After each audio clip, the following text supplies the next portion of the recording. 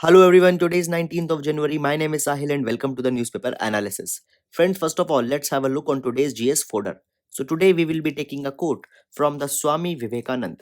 He says, "There is no chance of the welfare of the world unless the condition of women is improved. It is not possible for a bird to fly on one wing." Guys, this particular quote provides that an imbalance into the society will be leading to the collapse of the society, and therefore giving the empowerment and giving the equal space to the women is not just a wishful thinking or a wishful reform, rather it is a pertinent necessity into the present times. Guys, you can utilize this particular quote into the answers of GS paper number 2, social justice, women related issues. So guys, that's all, and now we'll be moving to the newspaper analysis. Now, guys, first of all, today there are no much news into the Hindu newspaper, Indian Express, Mint, as well as Business Standard. There are very limited number of news, so we will be seeing only those. Guys, I will request you, please don't go into the unnecessary news, the daily occurrences, as they will not be at all important for your examination. Now, guys, taking up the first article from the Hindu newspaper, it talks about the new monsoon forecast that is being taken up by the Indian Meteorological Department. Friends, this particular article could be relevant for your GS paper number 1 under the topics of geography. Now, guys, into the last 2 years, it has been seen that the IMD had repeatedly failed to forecast the pattern of the monsoon. 2019 and 2020, guys, were the 2 years where the excess monsoon was registered, but the IMD failed to predict it. IMD just gave a warning that above average rainfall will be there. So, into this particular direction, it has been decided that the IMD is now looking forward to adopt the new model for the monsoon forecast. Now, guys, into this particular direction, two types of model are being explored. One is the dynamical model, and other is the statistical model.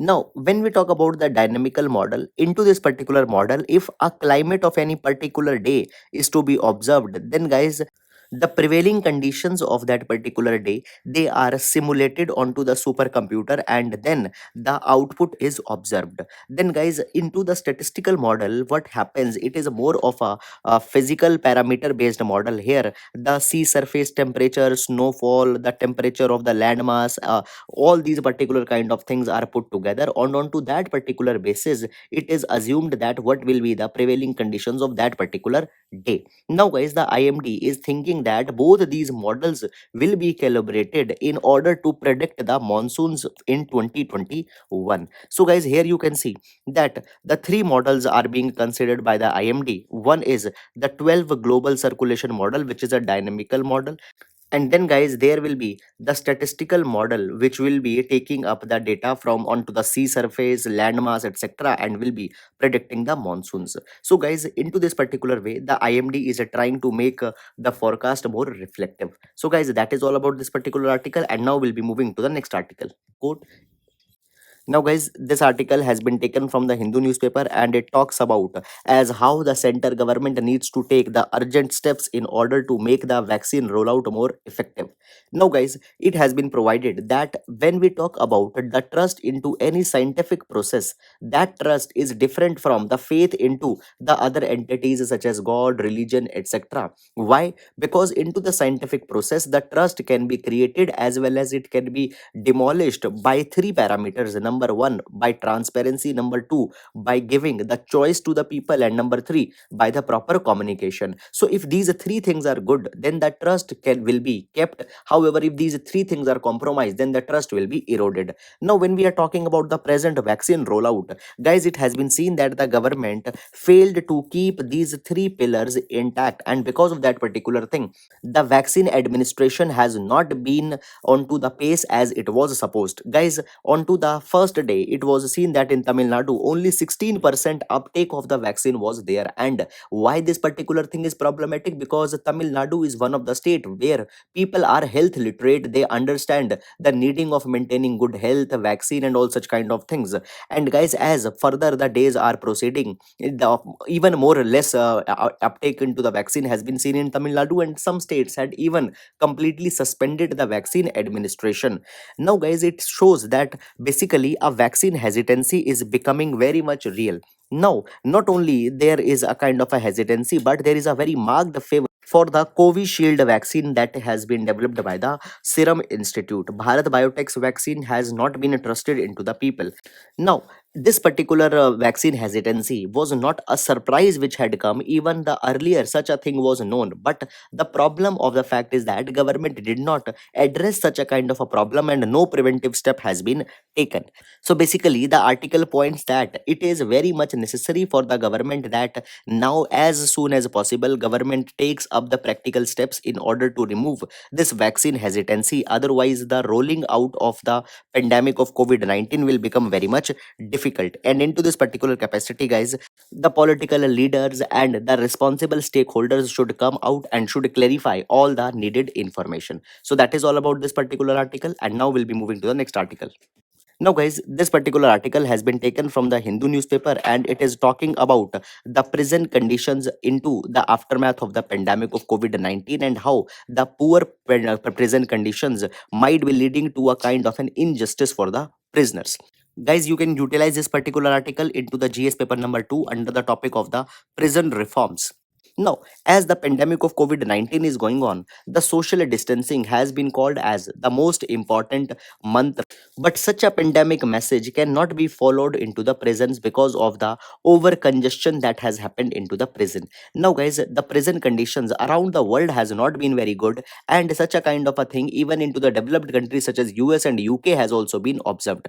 Now, guys, when we are talking about the poor prison conditions, then there are specific group of activists into the USA who are keeping a very much close vigilance onto the data. For example, guys, into that scope of USA, we can see 44 of the 50 COVID-19 clusters which were there into the USA into the September, they were into the prisons. Moreover, guys, into the Texas, it has been seen that the virus had killed more than 230 people into the jails and prisons, and 80% of these people had not been convicted of a crime. So basically, these people who are being killed, it shows that it is a kind of an injustice that is happening into the jails. Now, guys, when we talk about the India, there is no such handy clear data available into the context of India. So this is first of all a problem in its own kind. However, guys, some preliminary data has been collected by the different sources, and onto that particular basis we can see that actually in India there are 1400 prisons which are containing 4.5 lakh inmates,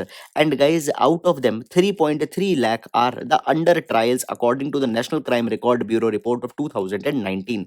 It means that these are those people who have been arrested but their crimes have not been proved. Now, guys, when we talk about the Indian jails, they are majorly driven by the Prison Act of 1894, which gives up the power to the state over the administration of the jails. And into this particular request, respect every state government, they had prepared their state manuals according to which they are taking up the affairs. But the issue that comes is that no state government has given the adequate attention on giving a good condition of living to the prisoners into the jails. Now, guys, it has been said that when we are talking about such large number of people who are under trials, so into that capacity, section number 167 of the CRPC comes under which these people have been arrested. So it has been provided under the section 167 of CRPC that any person on whose matter the investigation, if it is not completed into the 24 hours, then that particular person can be detained. And guys, it is being said that such section 167 leads to the violation of basic human right to liberty, right to good health, right to ease of living, because guys, often it has been seen that the prison are overcrowded. So into this particular capacity, a way forward has been provided into this article that urgently government needs to review the conditions of the Indian prisons and need to identify the number of under trials and need to prepare a policy onto whose basis the under trials can be released. This particular thing will be securing the citizens right to life under article number 21. Then, guys, it has been said that the section number 436A, which is put into the CRPC after the 2005, need to reactivated. Now, what section 436A is actually, it provides that an under trial can be released onto a personal bond if he has spent the period into the detention which has been more than half of the maximum period of imprisonment prescribed for that offense. So let's take an example. If Mr. A did has been arrested for a crime for which there was a 6 month jail, and if he had already spent that more than 3 months into the prison, then he can be released under the section 436 A. So basically, the objective of Section 436A or the 2005 amendment was to, for number one, to decongest the jails, and number two, to provide the fairness. So guys, today the immediate responsibility of a state is to activate section 436A onto the massive scale, so that large and large number of people can take the advantage. Now guys, into the times of the pandemic of COVID-19, keeping the people into the confined places is a kind of a double whammy that is being faced by the prisoners. So guys, that is all about this particular article, and now we'll move to the next article.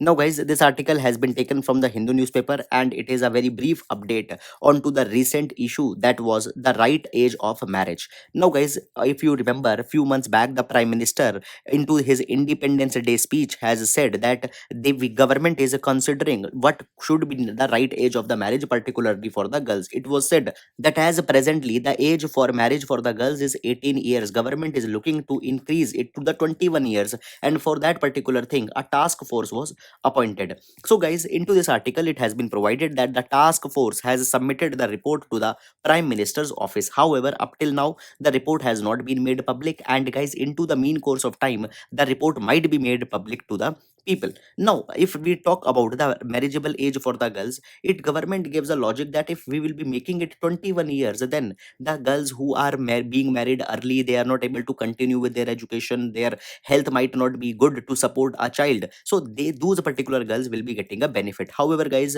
there are various women groups, activists, who said that this particular development or this particular understanding is an oversimplification. Now guys, it has been provided that by this particular thing, nothing concrete will be coming. Rather, the people who had married with their own consent but without the consent of the parents, they will be getting arrested. Moreover, it has been seen that we need to work more onto the education of the women, onto the empowerment of women, rather than just customary increasing the age. However, guys, as into the next coming days, the report will be made more public. We will be getting as actually what has been recommended. So up till then, we cannot make any speculation onto this particular aspect. So guys, that is all about this article, and now we'll be moving to the next article.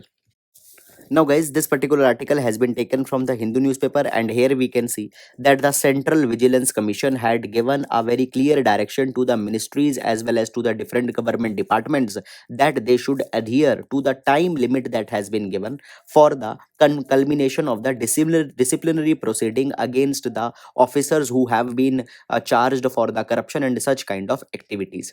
Guys, it has been said that inordinate delays are being taken up in carrying of the investigation as well as other procedures, and by this particular thing, the people who had actually committed a crime, they are getting an advantage, and the people who have just been framed onto the false charges, they are being harassed.